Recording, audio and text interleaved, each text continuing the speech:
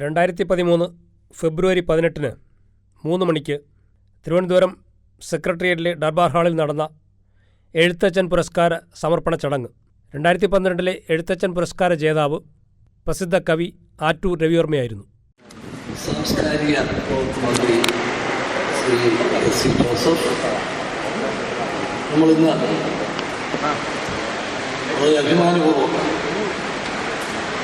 ഈ വർഷത്തെ എഴുത്തച്ഛൻ പുരസ്കാരത്തിന് ഉടമയായ നമ്മൾ ആദരിക്കുന്ന Shri Attoor Ravivarma, Shri sir, chief secretary Shri K Jose Kurian,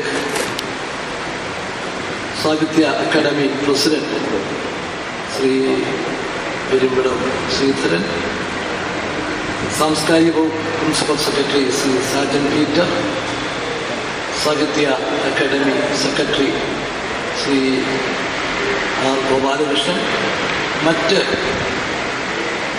ബഹുമാന്യരെ, സുഹൃത്തുക്കൾ, എഴുത്തച്ഛൻ പുരസ്കാരം ആറ്റൂർ രവിവർമ്മയ്ക്ക് നൽകുന്ന ഈ അഭിമാന മുഹൂർത്തത്തിൽ ഇവിടെ എത്തിയിട്ടുള്ള എല്ലാവരെയും ഞാൻ സ്വാഗതം ചെയ്യുകയാണ്. ശ്രീ കെ.സി. ജോസഫ് പറഞ്ഞതുപോലെ വൈകിയാണ് ഞങ്ങൾക്ക് എത്താൻ സാധിച്ചത്.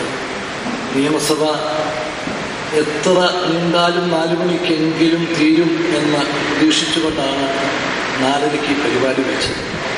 പക്ഷേ നിയമസഭ നീളുകയും തുടർച്ചയായ വോട്ടിങ് വരികയും ചെയ്തതുകൊണ്ട് ഞങ്ങൾക്ക് പോരാൻ വൈകി.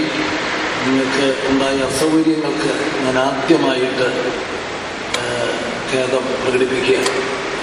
മലയാള ഭാഷയ്ക്കും സാഹിത്യത്തിനും മികച്ച സംഭാവനകൾ നൽകിയ ഗുരുസ്ഥാനീയരായ പ്രതിഭകളെ ആദരിക്കുന്നതിന് വേണ്ടി കേരള സർക്കാർ 1993 ഭാഷാപിതാവായ എഴുത്തച്ഛൻ്റെ പേരിൽ പുരസ്കാരം ഏർപ്പെടുത്തിയത്. മലയാളം എന്നും അഭിമാനത്തോടെ സ്മരിക്കുന്ന ഭാഷാപിതാവിൻ്റെ പിന്തുടർച്ചക്കാരായ നമ്മുടെ സാഹിത്യ പ്രതിഭകളിൽ ഉന്നത സ്ഥാനീയരായ എഴുത്തുകാർക്കാണ് ഈ പുരസ്കാരം സമർപ്പിച്ചിട്ടുള്ളത്. ആദ്യത്തെ പുരസ്കാരം നൽകി ആദരിച്ചത് ഭാഷാ സാഹിത്യ പണ്ഡിതനും ഗവേഷകനുമായ ശൂരനാട് കുഞ്ഞമ്പിള്ള സാറിനാണ്. തുടർന്ന് തകഴി ശിവശങ്കരപ്പിള്ള തുടങ്ങി ONV സാർ ഉൾപ്പെടെ ഏറ്റവും ഒടുവിൽ കഴിഞ്ഞ വർഷം ശ്രീ MT വാസുദേവൻ നായർ വരെ നമ്മുടെ മലയാളത്തിൽ ഏറ്റവും അധികം സംഭാവനകൾ നൽകിയിട്ടുള്ള ഏറ്റവും അർഹിക്കുന്നവർക്ക് ഈ വർഷം ആറ്റൂർ രവിവർമ്മയ്ക്ക് ഈ സ്ഥാനം നൽകിയപ്പോൾ എഴുത്തച്ഛൻ പുരസ്കാരം നമുക്ക് ഏറ്റവും അർഹിക്കുന്നവർക്ക് കൊടുത്തു എന്ന് സന്തോഷിക്കാനും അഭിമാനിക്കാനും വകയുണ്ട്. അന്വേഷിച്ചും വായിച്ചും പഠിച്ചും തീരാത്ത ആഴവും പരപ്പുമുള്ള കാവ്യ സമ്പത്ത് സമ്മാനിച്ച എഴുത്തച്ഛൻ്റെ പേരിലുള്ള ഈ പുരസ്കാരം അർഹതപ്പെട്ട കൈകളിൽ മാത്രമാണ് എത്തിയത് എന്ന് നമുക്ക് സന്തോഷിക്കാം.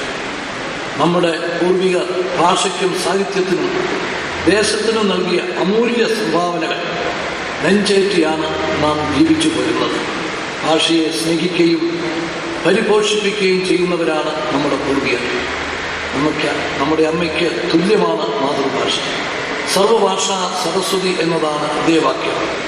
അങ്ങനെ മാതൃഭാഷകളിൽ അവഗണിക്കാനാകാത്ത ചൈതന്യമുള്ള നമ്മുടെ ഭാഷയ്ക്ക് വേണ്ടി ഒരു ജീവിതകാലം മുഴുവൻ പ്രവർത്തിച്ച എഴുത്തുകാരുടെ സേവനങ്ങളെ അറിയുകയും ബഹുമാനിക്കുകയും ചെയ്യുക എന്നത് നമ്മുടെ കർത്തവ്യവും കടമയുമാണ്. 20ാം വർഷത്തെ എഴുത്തച്ഛൻ പുരസ്കാരത്തിന് അർഹനായ ആറ്റൂർ രവിവർമ്മയുടെ കവിതകൾ അരനൂറ്റാണ്ട് ഏറെക്കാലമായി മലയാളിയുടെ ആസ്വാദന മണ്ഡലത്തിൽ നവീനവും വ്യത്യസ്തവുമായ ഭാവുകത്തിൻ്റെ പ്രകാശം ചൊരിഞ്ഞു നിൽക്കുന്നു. എഴുതി എണ്ണം കൂട്ടുക എന്നതല്ല, എഴുതുന്നത് മുഴുവൻ വേറിട്ടതും ശില്പസുന്ദരവുമാക്കി മാറ്റുക എന്നതാണ് ആറ്റൂരിൻ്റെ കവിധർമ്മ. ആറ്റിക്കുറുക്കുകയാണ് കവിതയിൽ ചെയ്യുന്നതെന്ന് ആറ്റൂരിനെ പറ്റി പറയാറുണ്ട്. അത് ശരിയുമാണ്. നല്ല ഒരു അധ്യാപകൻ.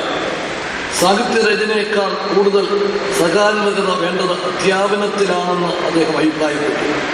വിഷയത്തിൻ്റെ അറ്റം വരെയും ആഴം വരെയും പോകാൻ സാധിക്കുന്നതോടൊപ്പം അവ കുട്ടികൾക്ക് മനസ്സിലാകാൻ കഴിയും വിധം അവതരിപ്പിക്കാനും കഴിയണം അപ്പോൾ അധ്യാപനവും പഠനവും സന്തോഷപ്രദമാകും എന്ന് അദ്ദേഹം കരുതുന്നു. വലിയ ഒരു ശിഷ്യസമ്പത്തിൻ്റെ ഉടമയാണ് അദ്ദേഹം. ശിഷ്യന്മാരെക്കാൾ ഉപരി അവരെ സുഹൃത്തുക്കളായി കരുതുന്നു. കുട്ടികളുടെ മൂത്തയാൾ എന്നാണ് അദ്ദേഹം സ്വയം വിശേഷിപ്പിക്കുന്നത്. ഈ വർഷത്തെ ഈ പുരസ്കാരം നേടിയ രവിവർമ്മയ്ക്ക് എല്ലാവിധ ഭാവുകങ്ങളും നേർന്നുകൊണ്ട് ഞാൻ എൻ്റെ വാക്കുകൾ അവസാനിപ്പിക്കുന്നു. നമസ്കാരം. അധ്യക്ഷൻ, ബഹുമാനപ്പെട്ട സാംസ്കാരിക മന്ത്രി KC ജോസഫ്, മുഖ്യമന്ത്രി ശ്രീ ഉമ്മൻചാണ്ടി, ചീഫ് സെക്രട്ടറി ജോസഫ് സുരേഷ്, സാംസ്കാരിക വകുപ്പ് സെക്രട്ടറി സാജൻ പീറ്റർ, കേരള സാഹിത്യ വകുപ്പ് പ്രസിഡന്റ് എടിപ്പറവൻ ശ്രീധരൻ, സെക്രട്ടറി ആർ ഗോപാലകൃഷ്ണൻ, എൻ്റെ പ്രിയപ്പെട്ട സുഹൃത്തുക്കളും ഏതാണ്ട് ഇങ്ങനെ സാഹിത്യത്തിൽ പ്രവർത്തിക്കുന്ന ശ്രീ വായുവിനെക്കുറിച്ച് പത്മന രാമചന്ദ്രനായ ആ സദസ്സിന് എനിക്ക് വളരെ സന്തോഷം.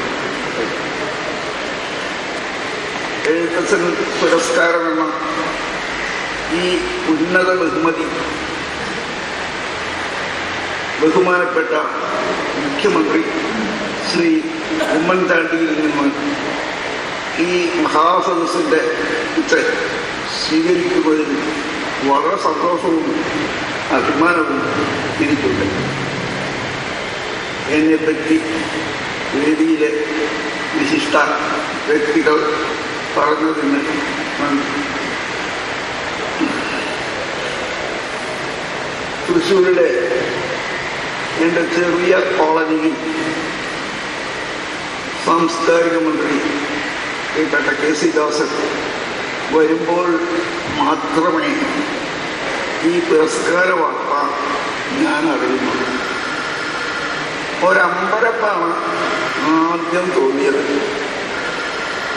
എത്രയോ അകലെ ആണ്, ഉയരത്തിലാണ് എന്ന് വിചാരിച്ച ഒരു കൊടുമുടിയിൽ ഒരു വളവ് കഴിഞ്ഞപ്പോഴേക്കും എത്തിയപ്പോൾ ആ അമ്പരപ്പ് ഇനിയും മാറിയിട്ടില്ല. ഞാൻ കുട്ടിക്കാലത്ത് തന്നെ വരികൾ എഴുതി തുടങ്ങി. എന്തിനെന്നറിയാതെ നടപ്പിലിരുന്ന രീതിയിലാണ് എഴുതിയത്. അധ്യാപകർ എന്നെ ഉത്സാഹിപ്പിച്ചു. എൻ്റെ കണക്കധ്യാപകനായിരുന്ന ASN നമ്പീശനും മാത്യു മോഷൻ ചേർന്ന് സ്വന്തം പണം കൊണ്ട് മേടിച്ചു തന്ന വെള്ളിക്കപ്പ് ഇന്നും ഞാൻ സൂക്ഷിക്കുന്നു. ക്രമേണ എൻ്റെ കവിത അടുത്ത ചങ്ങാതിമാരോട് ചെയ്യുന്ന സ്വകാര്യ സംഭാഷണം പോലെയായി, ഒരു ചെറിയ സെല്ലിൽ സംസാരിക്കുന്നത് പോലെ, പൊതുവേദിയിൽ ചെയ്യുന്ന പ്രസംഗം പോലെയല്ല. N. ഗോവിന്ദനും R. രാമേന്ദ്രൻ മാസ്റ്ററും എന്നെ പ്രോത്സാഹിപ്പിച്ചു. ഞാൻ കുറച്ചേ എഴുതിയിട്ടുള്ളൂ. മരുന്ന് പോലെയാണ്, അല്ലെങ്കിൽ വിഷം പോലെയാണ്, സദ്യ പോലെയല്ല. എന്നിട്ടും അത് സ്വീകരിക്കപ്പെടുന്നു എന്നതിൽ വളരെ സന്തോഷം തോന്നി. എൻ്റെ എഴുത്ത് ഒരു കലർപ്പാണ്. ഒരു നാട്ടിൻ പുറത്ത് ആണ് ഞാൻ വളർന്നത്.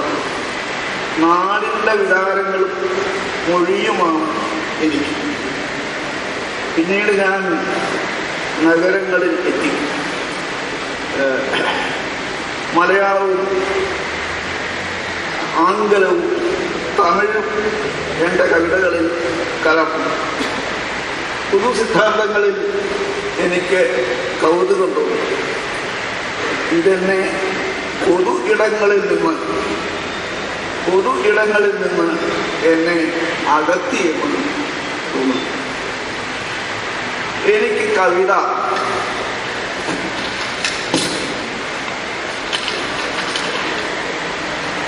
കവിത വീണയോ വേണുവോ അല്ല, ശസ്ത്രക്രിയയിൽ ഉപയോഗിക്കുന്ന കത്തി പോലെയാണ്.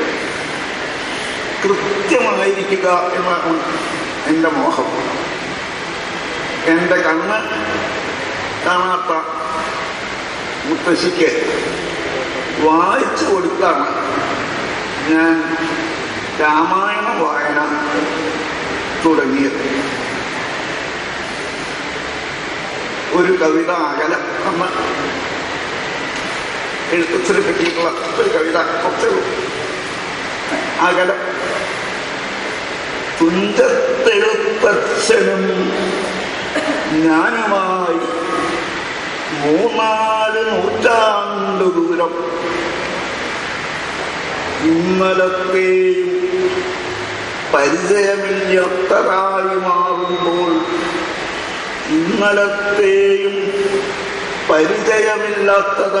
മാറുമ്പോൾ എനിക്കിത് ചെല്ലുവാൻ വയ്യാത്ത ദൂരം, വിദൂരം, അന്യമാകാശം. വല്ലപ്പോഴും ഞാൻ ഇരുട്ടിൻ മുനമ്പിലോ പുലർച്ചവൻ വക്കിലോ പാതിരാ തെരുമുക്കിലോ, ഇരുട്ടിൻ മുനമ്പിലോ പുലർച്ചവൻ വക്കിലോ പാതിരാ തെരുമുക്കിലോ നിന്ന് നോക്കുമ്പോൾ എൻ കണ്ണിൽ ഒരു ചീന്തുവാനും അറ്റമില്ലാത്ത നീലിമ ചന്ദ്രവംശം, അതിൻ സൗവർണ ദുഃഖങ്ങൾ വാഴുന്നതിൻ്റെയോ വീഴുന്നതിൻ്റെയോ. എഴുത്തച്ഛനുമായിട്ടുള്ള ഒരു ബന്ധം ഞാൻ എഴുതിയിട്ടുള്ളൊരു പഴയ കവിത. പക്ഷെ എഴുത്തച്ഛൻ്റെ കവിത കിളിക്കൊഞ്ചൽ എന്നാണ് പറയുന്നത്. തത്ത മധുരമായിട്ട്, കിളി മധുരമായിട്ട്. എൻ്റെ സമ്പൂർണ്ണ സമാഹാരത്തിൻ്റെ ചട്ട ഒരു പൂമന, അമംഗള സൂചകമായ രാത്രി കുറഞ്ഞാത്തതായ ഒരു പൂമൻ. അങ്ങനെ പൂമൻ്റെ കവിയായ എനിക്ക് ഈ വലിയ ഏറ്റവും ഉയർന്ന ഈ സമ്മാനം നമ്മുടെ മുഖ്യമന്ത്രിയിൽ നിന്ന് സ്വീകരിക്കുവാൻ ഇടയായതിൽ